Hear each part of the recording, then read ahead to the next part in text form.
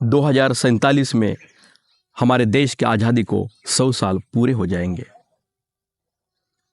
इस देश का यह अमृत काल है और भारत ने सोचा है कि इस अमृत काल के अंदर हम देश के भीतर सांस्कृतिक, सामाजिक, आध्यात्मिक भी बदलाव करेंगे। हमें राजनीतिक आज़ादी तो 1947 में मिली हुई थी, लेकिन धीरे धीरे सामाजिक, सांस्कृतिक, शैक्षणिक, आध्यात्मिक आज़ादी के लिए भी हम लोग प्रयासरत रहे और उस प्रयास को ही और गतिमान करने के लिए और ऊर्जा देने के लिए पंच परिवर्तन का विषय पूरे देश में एक चर्चा का महत्वपूर्ण विषय बना हुआ है।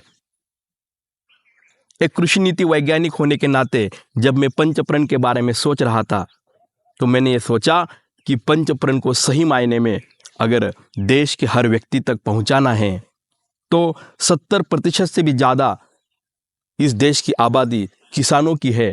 जब किसान इस पंचप्रण के साथ जुड़ जाएंगे तो मुझे ऐसा लगता है कि पंचप्रण के माध्यम से सही मायने में अपने देश के भीतर एक शाश्वत परिवर्तन आएगा। हमारे देश की संस्कृति ही कृषि संस्कृति रही हुई है। हमारे देश की अर्थव्यवस्था का, सामाजिक व्यवस्था का, राजनीतिक व्यवस्था का केंद्र बिंदु हमेशा किसान रहा और किसान आधारित ही जीवन पद्धति हमारे यहाँ पे बनी हुई है। ये ऋषि संस्कृति है और ये कृषि संस्कृति है, ये देव संस्कृति है। हम जो त्यौहार मनाते हैं, हमारे यहाँ पे जो सांस्कृतिक परंपराएं बनी हुई हैं, वो भी किसान और खेती के ऊपर ही बनी हुई है। जब हम सामाजिक समरसता, जो पंचप्रण का एक महत्वपूर्ण भाग है, उसकी बात करते हैं तो क्या किसान से बेहतर कोई ऐसा व्यक्ति हो सकता है कि जो सामाजिक समरसता के लिए काम करता हो। किसान जब अपने खेत में मेहनत करते फसल निकालता है तो उसको ये पता नहीं है कि ये फसल कौन से जाति का व्यक्ति खाएगा, कौन से समुदाय का व्यक्ति खाएगा, कौन से गांव का, कौन सी भाषा बोलने वाला व्यक्ति खाएगा। किसान तो अन्नदाता है। किसान सभी के लिए खेती करता है। जिस प्रकार से नदी बहती है तो हर व्यक्ति, हर प्राणी, हर पक्षी नदी से पानी पीता है, उसी प्रकार से किसान अपनी खेती करता है। और किसान जब गांव के भीतर रहते हैं तो हमारे गांव के अंदर 12 बलुतेदार की एक पद्धति बहुत पुरानी, बहुत प्राचीन ऐसी विकसित हुई है। गांव की सारी ज़रूरतें गांव के अंदर पूरी हो, यह एक व्यवस्था थी, यह शाश्वत व्यवस्था थी। मैं ये मानता हूँ सामाजिक समरसता का सबसे महत्वपूर्ण और सबसे प्रभावी वह मॉडल था। गांव के अंदर सुतार था, गांव के अंदर लोहार था, गांव के अंदर टेलर था, गांव के अंदर पूजा करने के लिए पंडित जी थे। इस प्रकार से गांव के अंदर की ज़रूरतें गांव के भीतर के लोग पूरे करते थे और उसमें अलग अलग जातियों के लोग लगे रहते थे और हर जाति के बारे में सम्मान की भावना हुआ करती थी। सामाजिक समरसता को हमें पुनर्स्थापित करने के लिए ये ग्राम संस्कृति, ये कृषि संस्कृति को आगे बढ़ाना होगा और इस बदलाव का केंद्र बिंदु किसान हो सकता है, क्योंकि किसान इस देश की रीढ़ की हड्डी है। अगर किसान चाहे और किसान इस परिवर्तन के गति को आगे बढ़ाए तो पंच परिवर्तन जन जन तक, मन मन तक पहुंच सकता है। जब इस देश के अंदर 7 लाख से भी ज़्यादा ग्राम हैं, विलेजेस है और 70% से ज़्यादा जो इस देश की आबादी है वो किसान है और अन्य जो 30% बची हुई है वो खेती से किसी ना किसी प्रकार से जुड़ी हुई है, तो पंच परिवर्तन को हम किसानों के माध्यम से जब जन जन तक पहुंचाएंगे। जब कुटुंब प्रबोधन की हम बात करते हैं, जो पंचप्रण में एक महत्वपूर्ण बिंदुओं से एक है, तो हमारे ग्रामीण जीवन के अंदर जो एक कुटुंब पद्धति विकसित हुई, जहाँ पे सब साथ में मिल के रहते थे, एक संयुक्त कुटुंब होता था, 10, 15, 20 लोग एक साथ रहते थे और अपनी ज़रूरतें इस प्रकार से पूरी करते थे, एक दूसरे को इस प्रकार से सहयोग करते थे, तो घर एक स्वर्ग जैसा बन जाता था, एक आनंद की शाला, एक आनंद का आलय बन जाता था। यह हमारा एक विशेषता रही और कुटुंब प्रबोधन को भी अगर हमें जन जन तक पहुंचाना है, एक आदर्श भारतीय कुटुंब बनाना है, तो इसकी शुरुआत हमें गांव से करनी होगी और इसके कारण हमें किसानों के बीच में जाके इस बात को बताना पड़ेगा। जब हम सेवा की बात करते हैं, परोपकार की बात करते हैं, अपने स्वार्थ के तोड़ छोड़कर निस्वार्थ होने की बात करते हैं, तो मैं ये समझता हूँ कि किसान एक ऐसा हिस्सा समाज का है, वो सबसे पहले खड़ा हो जाता है। आप अगर किसी किसान के घर जाइए, किसान के खेती में जाइए, और अगर उसने अंगूर लगाए हैं तो बिना सोचे हुए आपको ऐसे ही 1-2 किलो अंगूर दे देगा, आपको खाने के लिए दे देगा। अतिथि देवो भव की जो उसकी भावना है, दूसरों को सम्मान करने की उसकी जो भावना है, मैं समझता हूँ कि यह भारतीय संस्कृति और परंपरा का बलस्थान है। और भारत की कुटुंब व्यवस्था जो आज टिकी हुई है, उसका मुख्य कारण यहाँ कृषि ही पूरे व्यवस्था का केंद्र बिंदु रहा है। इस देश के संस्कृति और परंपराओं को संवर्धित करने का, बढ़ावा देने का काम भी कृषि संस्कृति ने किया है, किसानों ने किया है। जब हम पर्यावरण की बात करते हैं, पर्यावरण रक्षण की बात करते हैं, तो इस देश का किसान पर्यावरण रक्षण में भी महत्वपूर्ण भूमिका निभा रहा है।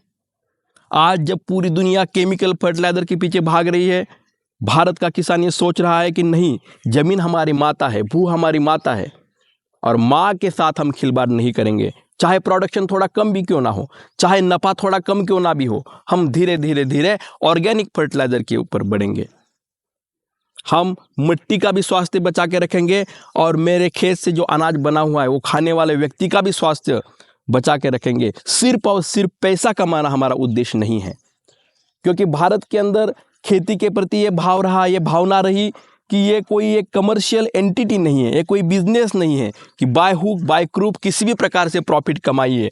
भारत के अंदर खेती को एक जीवन पद्धति के रूप में देखा गया। खेती को सिर्फ आर्थिक दृष्टि से नहीं देखा गया, खेती को सांस्कृतिक दृष्टि से, आध्यात्मिक दृष्टि से, सामाजिक दृष्टि से भी देखा गया। और इसी कारण मुझे ऐसा लगता है कि पर्यावरण रक्षण के लिए भी किसान और कृषि की भूमिका बहुत ही महत्वपूर्ण हो सकती है। इसी के साथ साथ जब हम स्व का बोध करते हैं तो हमारे देश के जो ऋषि मुनि थे, साधु सन्यासी थे, वो गाँव में या जंगल में रहते थे, वो खुद खेती करते थे, वो कृषक थे। इसलिए हमने कहा कि ये कृषि संस्कृति है, ये देव संस्कृति है।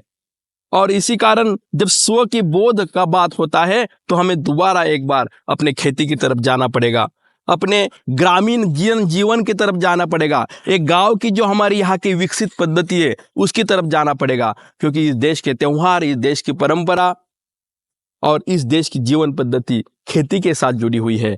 स्व का बोध कृषि और किसान को छोड़ के हो नहीं सकता। अगर स्व का परिपूर्ण बोध होना है, इस देश को जानना है, इस देश को समझना है, तो कृषि की इतिहास, कृषि को, संस्कृति को भी समझना पड़ेगा। और नागरिक धर्म का पालन की जब हम बात करेंगे तो किसान एक ऐसा हिस्सा है, इस देश का सबसे बड़ा हिस्सा है कि जो हमेशा इस देश की रक्षा के लिए, इस देश के अंदर अपना कंट्रीब्यूशन देने के लिए हमेशा खड़ा है। जब जय जवान जय किसान की बात हो रही थी, तत्कालीन प्रधानमंत्री लाल बहादुर शास्त्री जी जब आह्वान कर रहे थे तो उनके आह्वान के कारण पूरे किसान उनके साथ खड़े रहे। जब professor M S. Swaminathan green revolution की बात कर रहे थे, हमारे यहाँ पे फूड क्राइसिस आया था, उस समय में भी किसानों ने सरकार के साथ सहयोग करके इस देश के अंदर ग्रीन रिवॉल्यूशन लाया। और आज जब हम एवर ग्रीन रिवॉल्यूशन की बात कर रहे हैं, शाश्वत खेती की बात कर रहे हैं, चाहे नीति आयोग हो, भारत सरकार हो, हर स्तर के ऊपर सस्टेनेबल एग्रीकल्चर के ऊपर फोकस दिया जा रहा है। यूनाइटेड नेशन भी सस्टेनेबल डेवलपमेंट गोल के माध्यम से जब शाश्वत खेती की बात करता है तो भारत का किसान, चाहे उसके लिए उसको त्याग भी करना पड़े, कुछ नुकसान भी सहना पड़े, लेकिन शाश्वत खेती की ओर अग्रसर है। और इसी कारण नागरिक धर्म के पालन में भी किसानों की भूमिका बहुत ही महत्वपूर्ण है। और इसी कारण जब हम बोलते हैं कि पंचप्रण से व्यक्ति निर्माण और व्यक्ति निर्माण से राष्ट्र निर्माण, तो उस राष्ट्र निर्माण के प्रक्रिया के अंदर किसानों की भूमिका बहुत महत्वपूर्ण है। एक प्रकार से अगर सोचा जाए तो इस देश का किसान पंचप्रण को जी रहा है, पंचप्रण को वास्तव में अपने व्यवहारिक जीवन में लेके जा रहा है।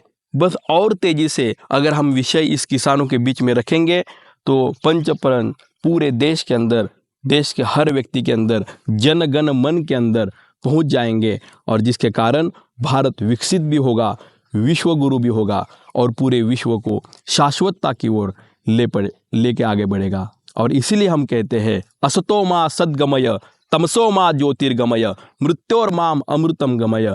इस देश की कृषि संस्कृति, इस देश के किसान यही सोचते हैं, समझते हैं कि हमें विश्व को असत्य की से सत्य की ओर ले जाना है, अधर्म से धर्म की ओर ले जाना है और नश्वरत्वता के साथ से अमरत्व की ओर ले जाना है।